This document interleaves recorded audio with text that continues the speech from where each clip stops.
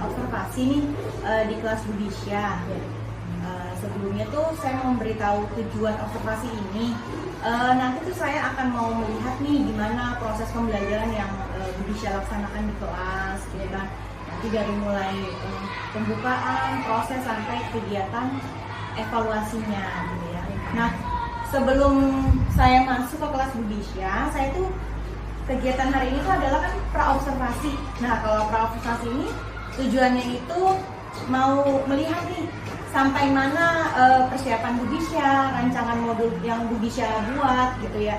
Dari seperti media apa aja nih yang Budisya pakai, model, metode serta apa-apa aja yang harus Budisya persiapkan gitu ya.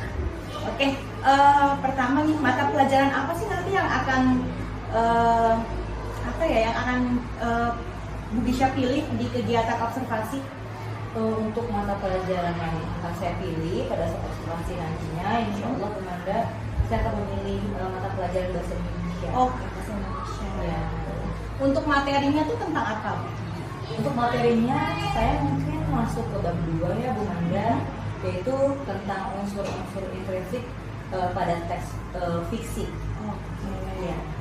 Oke, dari modul ajar yang Budisya buat gitu, ada berapa nih tujuan pembelajaran yang Budisya pilih? Oke. Kalau untuk tujuan pembelajaran itu saya bagi 2 macam. Pertama untuk anak yang reguler, terus kedua di kelas saya itu kelas 5B itu ada anak yang ABK. Nah, jadi saya buat 2, yang satu untuk anak reguler, satu lagi untuk anak ABK. Nah, bedanya apa? Kalau untuk anak reguler saya ambil betul-betul dari CP, lalu mungkin saya turunkan menjadi tujuan pembelajaran. Sedangkan kalau ABK itu mungkin di tujuan pembelajaran saya sederhanakan, ya, jadi lebih mudah.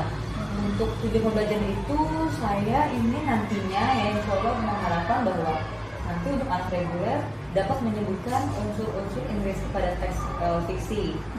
Ya.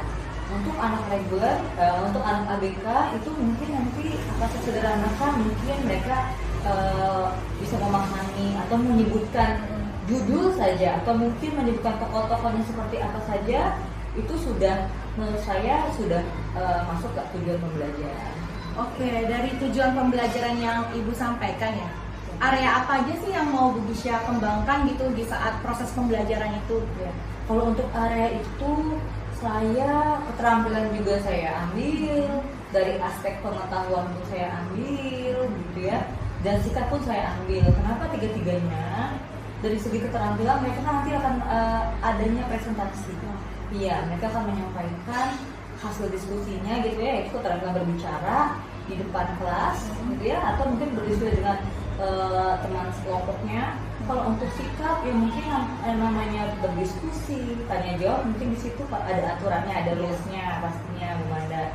Terus satu lagi dari segi pengetahuan gitu, ya dari diskusi, tukar pikiran, mendengar pendapat temannya, atau mungkin dari penjelasan gurunya melalui media Canva, nantinya mereka akan tahu unsur-unsur intrinsik itu apa aja sih gitu. Oke, berarti dari rancangan itu kira-kira Budisya tuh menggunakan media, model atau metode apa aja nih di saat proses pembelajaran? Kalau model saya akan menggunakan cooperative learning gitu ya, dari diskusi, tanya jawab, kerja kelompok, saya dengan cooperative learning.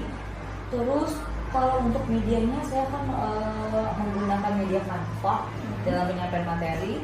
Lalu juga saya akan nantinya membuat workflow.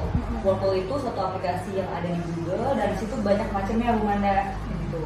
Ada nanti mungkin saya akan pakai crossword namanya, atau kita sebut sebagai teka-teki silang gitu, supaya mereka menebak kira-kira apa nih gitu.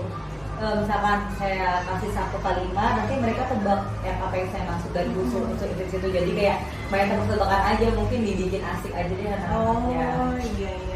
Berarti ini karena cooperative learning, berarti kegiatannya itu berarti berkelompok ya? Berkelompok gitu. Oke. Nah, ini kapan sih kira-kira Bu untuk kegiatannya? Oh, kalau untuk observasinya nanti mungkin Bu Manda bisa masuk ke kelas saya terus sekitar awal Agustus, ya, atau minggu kedua juga bisa.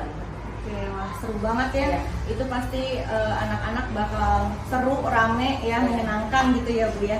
Oke, setelah melaksanakan praobservasi ini gitu ya, apa nih yang Bu Gisya rasakan gitu setelah bisa menyampaikan apa-apa aja yang akan Bu Gisya rancang gitu di proses pembelajaran? Terus setelah kita diskusi observasi ini ya, dari awal sampai tadi, mungkin yang saya rasakan itu saya merasa tergambarkan rencana saya gitu ya, dari awal sampai akhir. Kira-kira nanti saya akan merancang atau membuat apa di kelas gitu ya. Karena kalau yang namanya kita mau praktek itu harus ada perencanaan yang terstruktur gitu dari awal sampai akhir gitu. Jadi saya makin tahu nih kira-kira nantinya saya akan melakukan apa di kelas gitu. Biar terstruktur Iya, ya Bu. betul. Oke, saya jadi nggak sabar nih, jadi penasaran banget pengen mau masuk ke kelas Bu Gisya gitu ya. Pasti seru banget itu kegiatan di dalam kelas ya gitu ya. Oke, nanti setelah kegiatan ini saya akan masuk ke kelas Bu Gisya, melakukan observasi. Nah setelah melakukan kegiatan observasi, nanti kita ngobrol-ngobrol lagi. Itu nanti kita akan ada kegiatan pas observasi atau refleksi gitu ya. Oke, terima kasih ya Bu Gisya sudah kita berdiskusi hari ini gitu ya. Semoga lancar apapun rencana-rencana yang sudah Bu Gisya rencanakan gitu ya. Oke, silakan Bu Gisya, silakan kalau mau